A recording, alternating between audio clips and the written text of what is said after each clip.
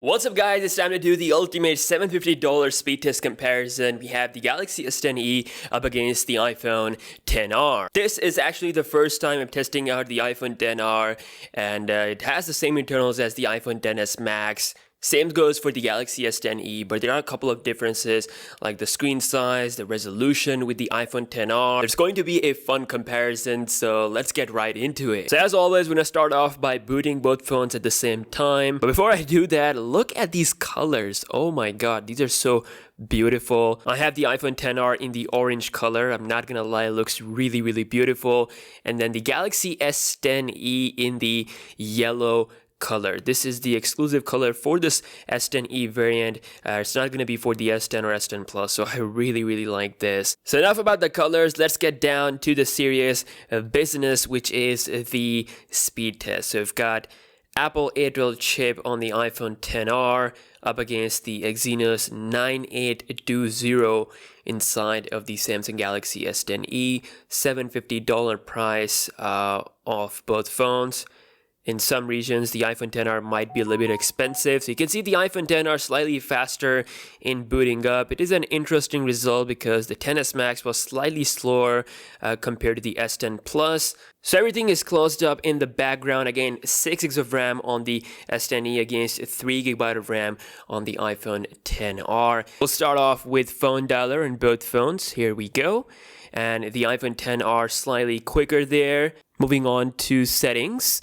And that was a little bit quicker on the Galaxy S10e. Very interesting that there's a bit of a different animation speed for certain stock-based application. But let's get down to the third-party action, starting with Subway Surfer. This is the game that we always test out, and you can see that we have the S10e, the winner, and for some reason the XR is just, whoa, it took so much time there to load up this game for some reason. Again, developers of Subway Surfers, if you're watching this video, optimize your game for this phone. The Subway Surfer also loaded up faster on the Galaxy S10 Plus compared to the XS Max, so we've got a common result here. Spotify. And a little bit quicker on the S10e. Uber. And once again, same result. Quora. And faster on the Galaxy S10e. It's interesting that the application sort of seems like it launches faster on this one, but then like Galaxy S10e loads up the content faster. So this is like an illusion of the iOS. You know, it kind of launches the app right in your face. Seems like it's faster, but it is actually slightly slower. Next up, we have another game. This is going to be a big one, Real Racing 3. And let's see which one is going to be faster here. So the Galaxy S10e seems to be quicker. Yes, it is. And not a huge difference, but still the S10e is quicker. Moving on to Asphalt 9, another big game we have. And let's see. The iPhone XR slightly ahead in terms of loading times, but can it actually beat the S10e in this game? So far, the S10e has been the fastest one, and it is still the fastest one in all the games that we are opening.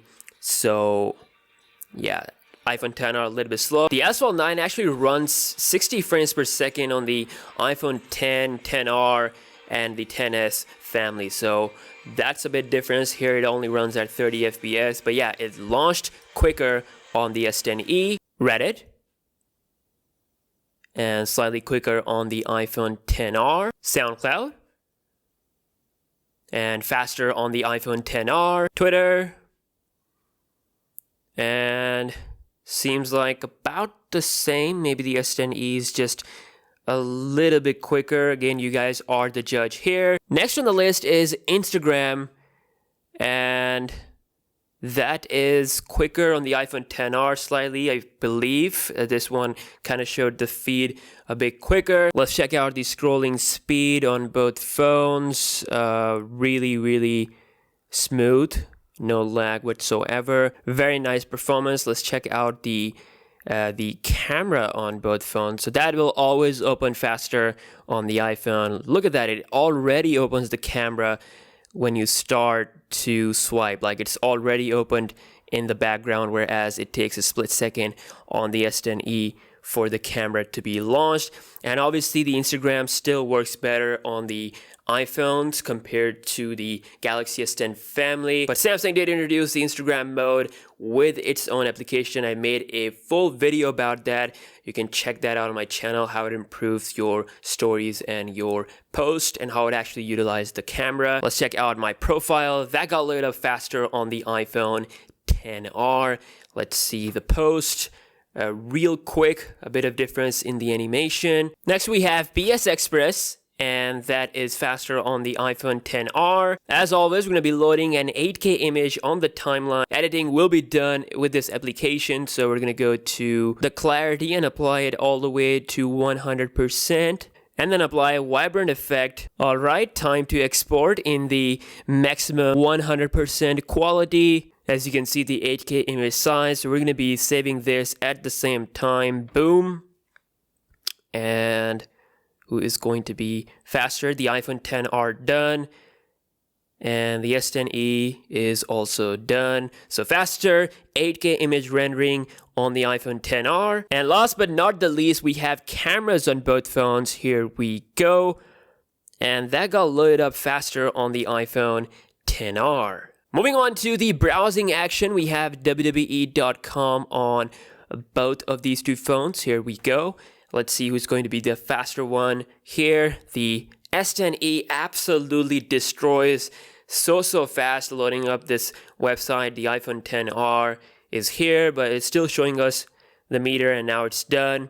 So you can see scrolling looks really smooth on both phones. Let's see if the iPhone can come back or not. We got Samsung.com on both phones, and that is quicker on the Galaxy S10e, slightly quicker. Again, very smooth scrolling on both phones. Moving on to RAM management. This is going to be very interesting because the XR only has 3 gigs of RAM. So let's see if it can keep the application in the memory or not. We got phone dialers still there. Settings still there. Subway Surfers.